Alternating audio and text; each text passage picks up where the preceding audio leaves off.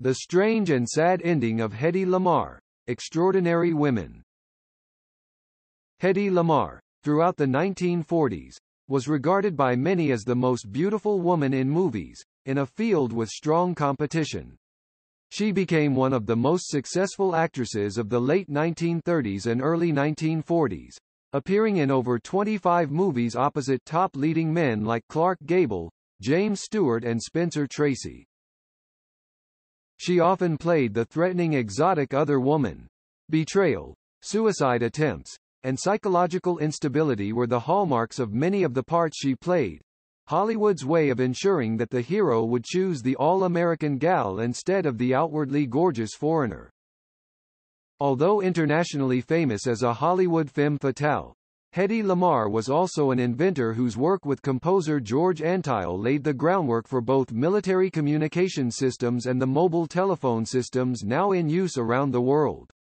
She was born Hedwig Kiesler in 1913 in Vienna, the only child in a wealthy assimilated Jewish family. Less than a year before the outbreak of WWI, her father Emil was a bank director and her mother Gertrude was a concert pianist who gave up her career to raise their daughter. Known to friends and family as Hedy, Lamarr attended Vienna's most exclusive private schools but showed little interest in her studies. While enrolled in a finishing school, she signed up for a course in design, an unusual subject to pursue for a pampered daughter of Vienna's upper class. During these years, she showed a rebellious streak when on several occasions she ran away from home, always returning, however, to the comforts of her parents' apartment. By now a remarkably attractive young woman, Lamarr skipped school one day, going instead to Vienna's version of Hollywood, the Sasha Film Studios. While there, she overheard director Alexis Granowski discuss the casting of a bit part in his upcoming silent film. Although her audition for the part was terrible, she was hired nevertheless. Now hooked on an acting career, she persuaded her parents to let her drop out of school to devote herself to mastering the dramatic arts.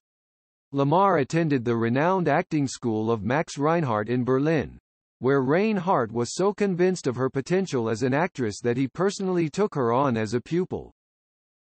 While still at school, she so impressed the director of the film Money on the Street, Georg Jacobi, that she was given another bit part.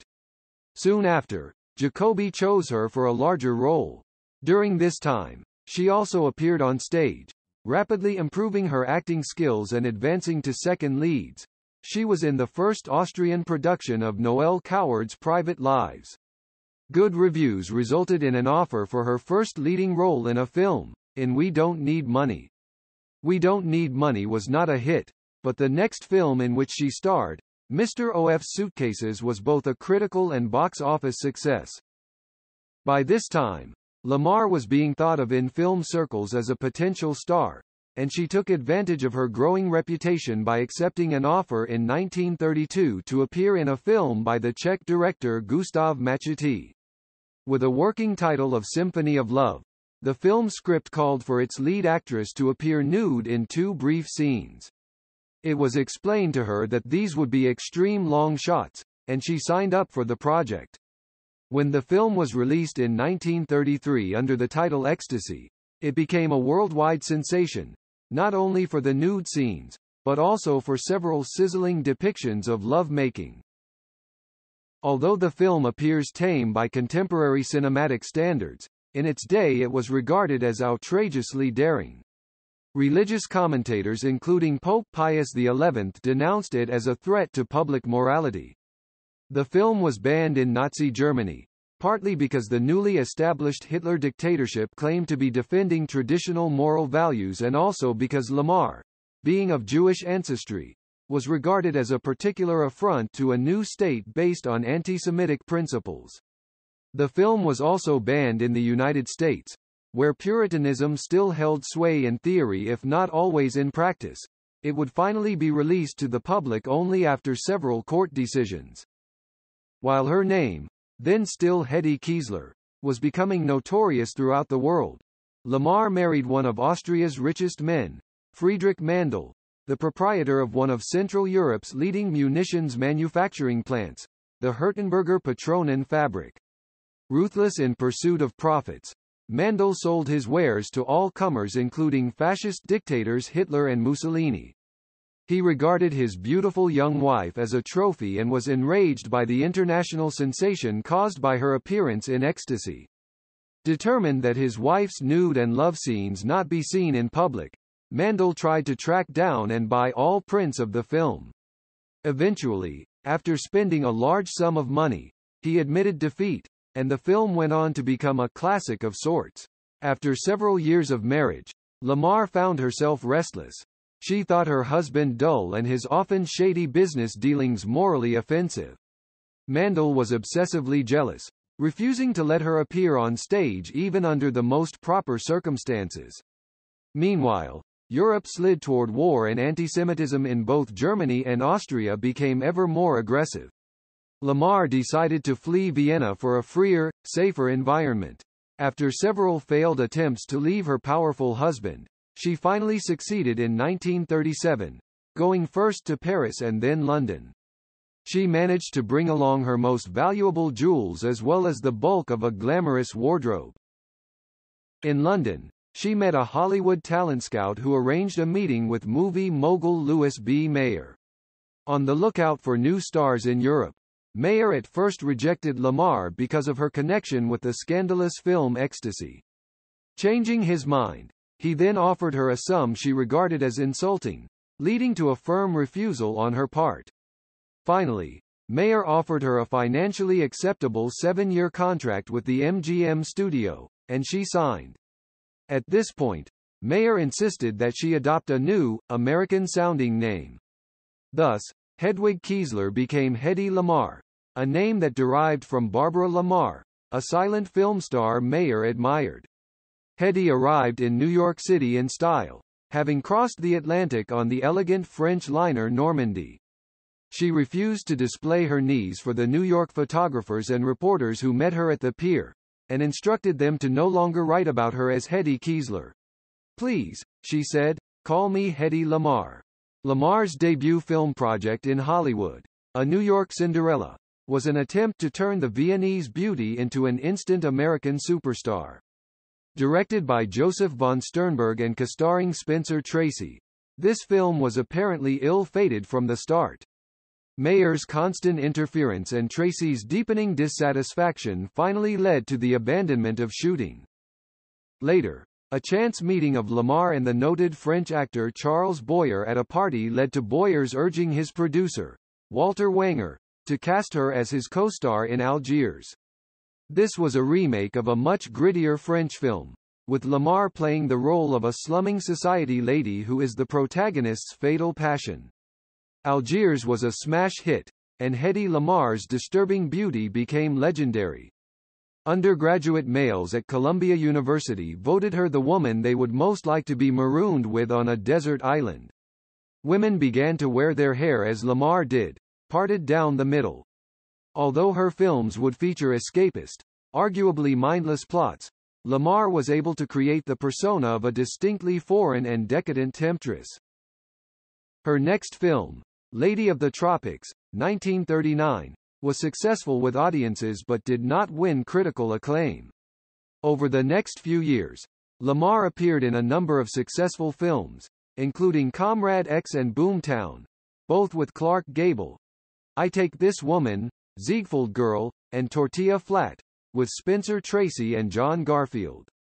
Even more successful film roles eluded her when she turned down memorable parts that then went to Gene Tierney, Laura, and Ingrid Bergman, Casablanca and Gaslight. In 1940, the glamorous actress became involved in the world of science, technology and warfare. She met the film composer George Antheil at a Hollywood dinner party that year, and the two soon discovered they had much more in common than their careers. Their conversation turned to Lamarr's Austrian past, including the threat of Nazi Germany and the education about weapons she had received during her marriage to Fritz Mandel. Lamarr, who felt guilty about earning so much money in Hollywood while millions of people in Europe and elsewhere suffered in wartime, wanted to make a contribution to the defeat of the Nazis. She talked about another femme fatale, Mata Hari, who had been both a seductress and a military expert, although her plans had turned out badly. Antheil quickly became aware that Lamarr had amassed considerable knowledge about armaments and weapons systems during her years as the wife of a leading arms manufacturer in Austria. She revealed to him her desire to quit MGM and move to Washington, D.C., to work for the National Inventors Council, an organization newly established to facilitate inventions useful for national defense. Antheil dissuaded Lamarr from leaving California, arguing that she could do more good boosting the nation's morale by remaining in Hollywood. So Lamarr worked at the Hollywood Canteen, entertaining soldiers, and sold war bonds on nationwide tours. Working intensively with Antheil over a period of several weeks, Lamarr explained her idea. Ships under attack often wasted several torpedoes before they hit a target. Such wastage not only endangered the vessel, but it benefited the enemy and munitions barons like her ex-husband Fritz Mandl. Lamarr proposed to Antheil that they work on a design for a radio-controlled torpedo that could successfully respond to shifting targets, unstable weather conditions, and rising and falling tides. The Germans had successfully circumvented radio-controlled missiles by jamming them. Lamarr wanted to come up with an anti-jamming device. The actress and the composer proved to be an ideal inventing team.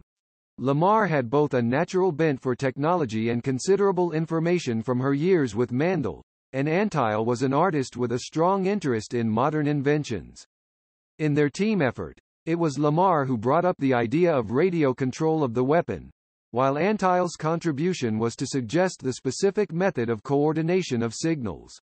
By December 1940, they had sent a description of their system to the National Inventors Council in Washington, D.C. in their application for a joint patent for a secret communication system, filed on June 10, 1941.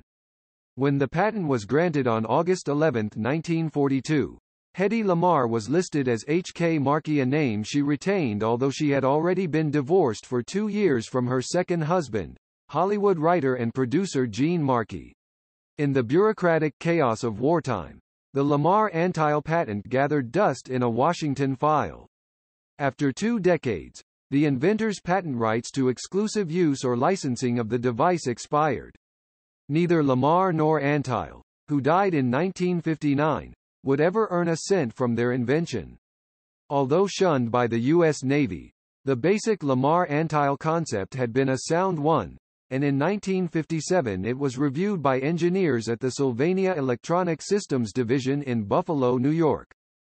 Although in the final decades of her life, stories appeared occasionally in the media about Hedy Lamarr's inventive talents, it was not until 1997 that she were given official recognition for this important discovery. In that year, she received a prestigious Pioneer Award from the Electronic Frontier Foundation. Her only comment on this occasion was, "It's about time." In 1943, Lamarr began a 3-year marriage to her third husband, British actor John Loder, with whom she had a daughter, Denise Hedwig Loder, and a son, Anthony John Loder. She had earlier adopted a son, James Markey, while married to Gene Markey. Lamarr was increasingly frustrated in her film roles.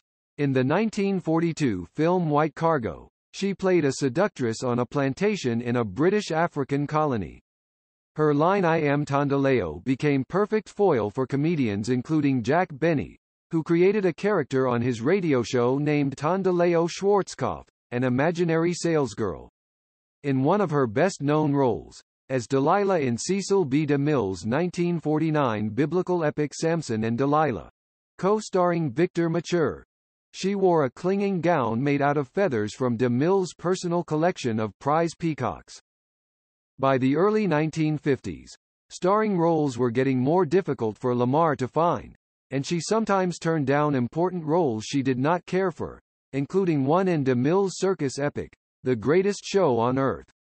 After divorcing Loder, she married and divorced ex-bandleader Ted Stauffer, and then married a Texas oil refiner, W. Howard Lee. She persuaded Lee to bankroll an Italian-made epic, Eterna Femina, a film in which she portrayed in fantasy episodes such important historical women as Helen of Troy, the Empress Josephine, and Genevieve de Brabant. A financial disaster, The film turned up on television years later, drastically cut, under a new title, The Love of Three Queens.